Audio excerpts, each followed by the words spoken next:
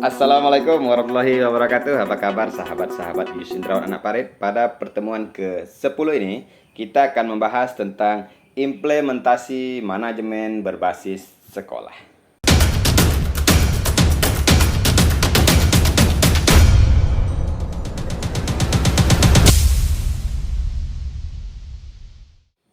Sahabat-sahabat Yus Indrawan Anak Parit, pada minggu lalu pada pertemuan ke-9 kita membahas tentang karakteristik manajemen berbasis sekolah.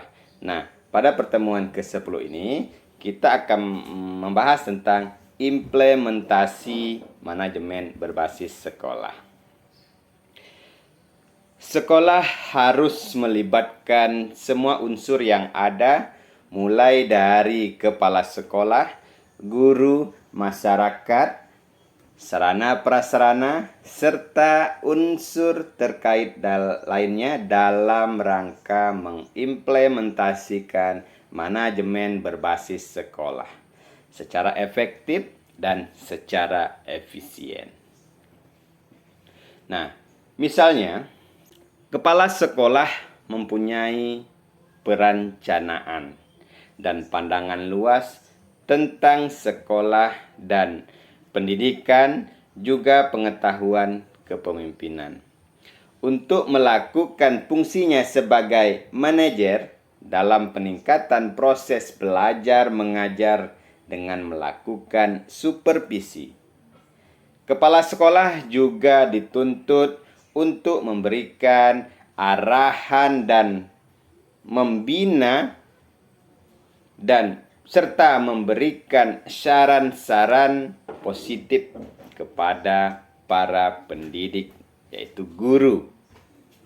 Nah, unsur yang berpengaruh dalam implementasi atau pelaksanaan manajemen berbasis sekolah adalah para guru yang juga terlibat secara langsung dalam proses pembelajaran. Guru itu harus bertanggung jawab atas jadwal pelajaran, mempersiapkan isi materi yang akan diajarkan kepada anak didik, membagikan tugas kepada peserta didik, serta harus memperhatikan kebersihan dan keindahan kelas. Nah, dalam implementasi manajemen berbasis sekolah, bisa kita lihat dari sudut sejauh mana sekolah tersebut dapat mengoptimalkan kinerja organisasi sekolah, pengelolaan sumber daya manusia sekolah, proses belajar mengajar, serta sumber daya yang ada, yaitu tenaga kependidikan, sarana sekolah, prasarana sekolah, dan lain sebagainya.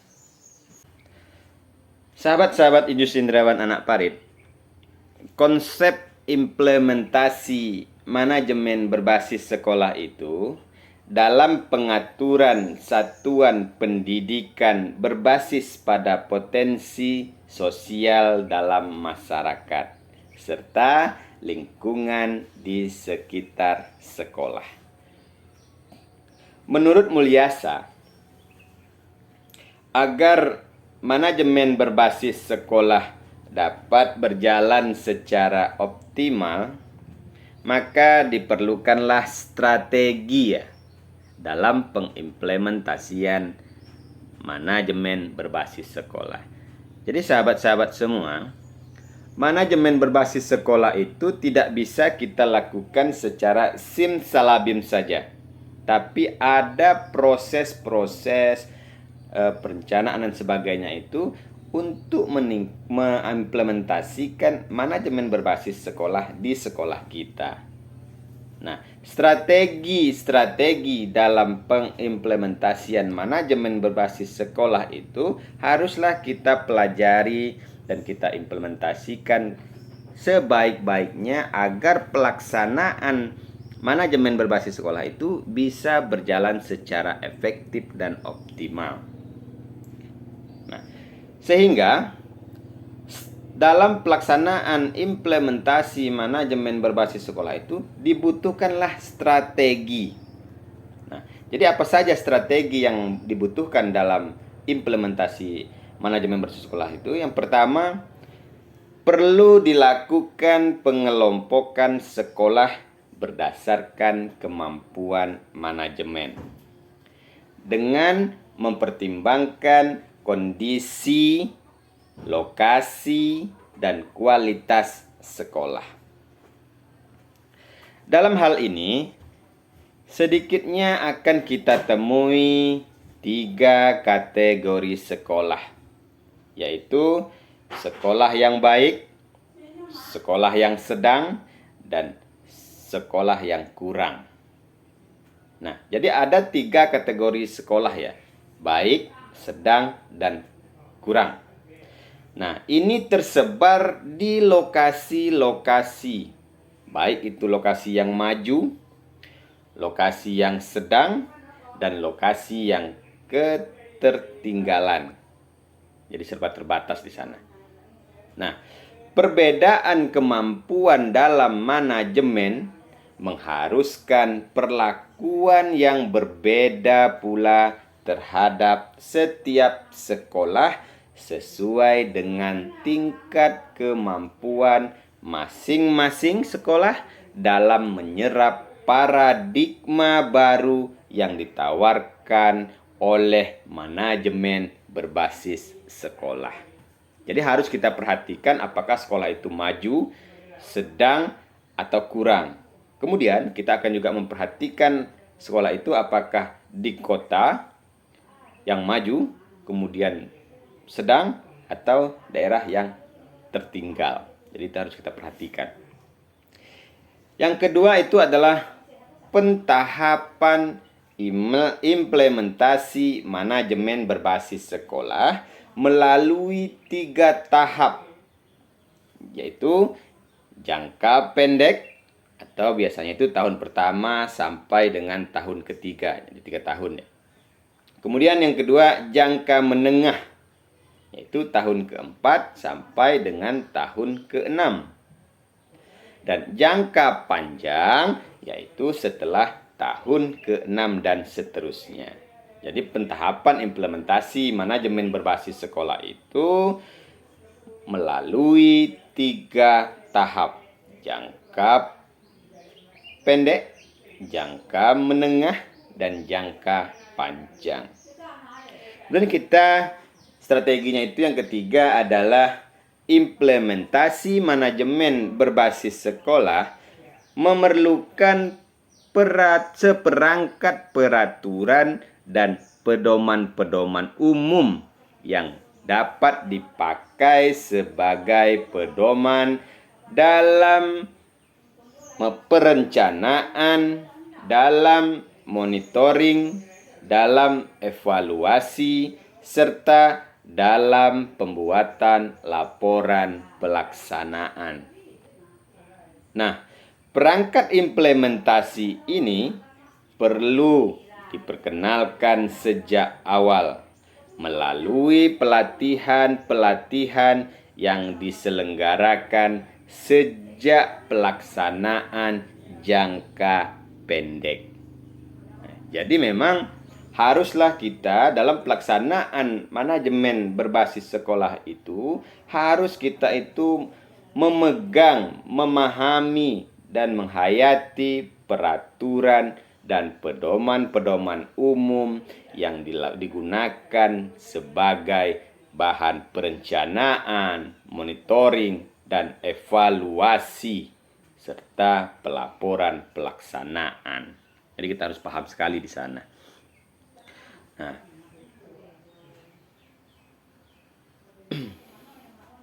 kita akan masuk kepada tahapan implementasi manajemen berbasis sekolah. Jadi implementasi manajemen berbasis sekolah itu ada tahapan-tahapan yang kita lalui.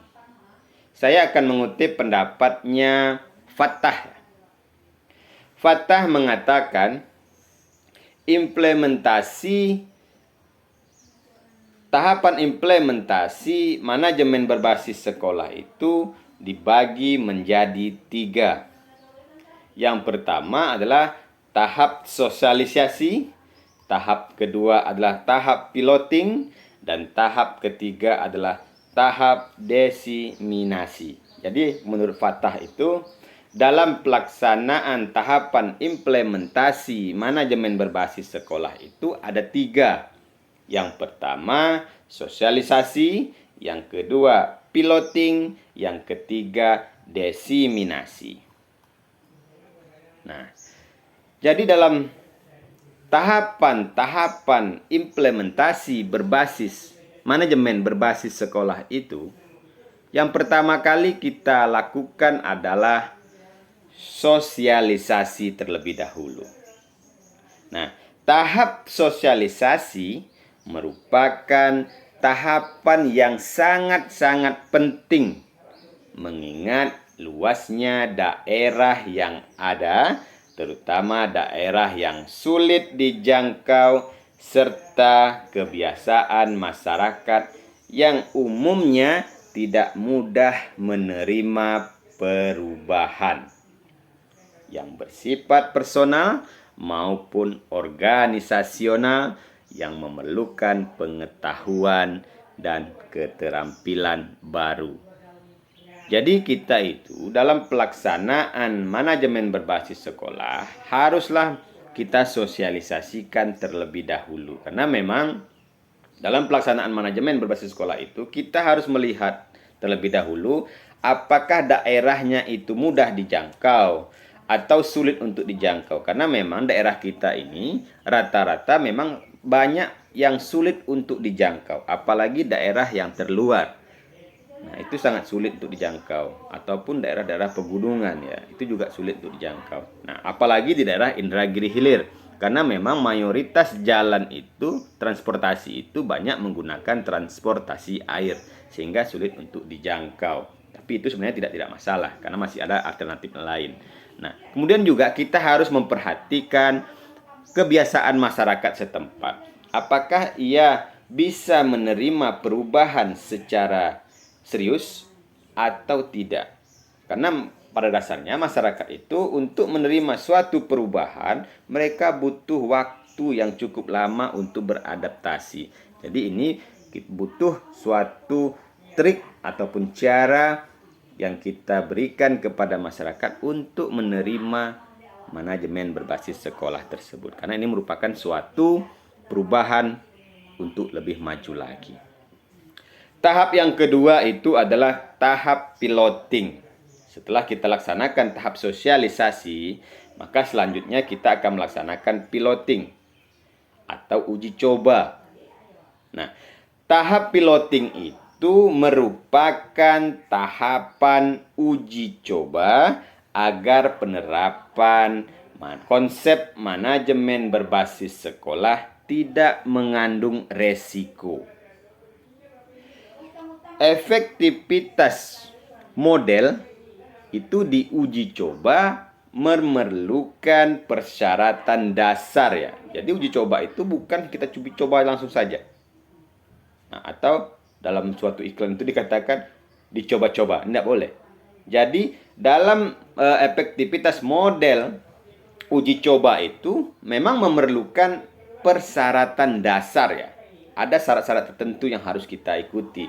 Yang pertama adalah akseptabilitas. Kemudian yang keduanya adalah akuntabilitas. Dan yang ketiga replikabilitas. Dan yang keempat sustainabilitas. Nah, jadi ada 4.